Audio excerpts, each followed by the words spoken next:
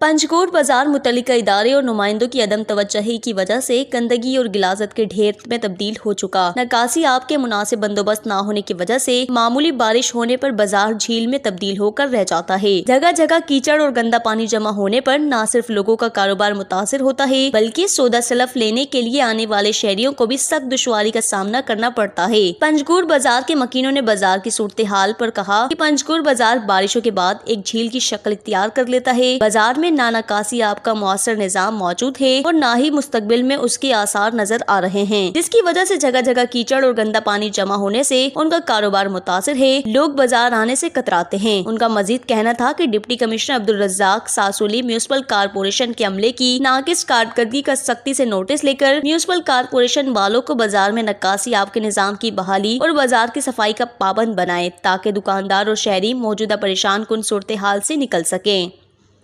वर्ष न्यूज़ पंचकोट।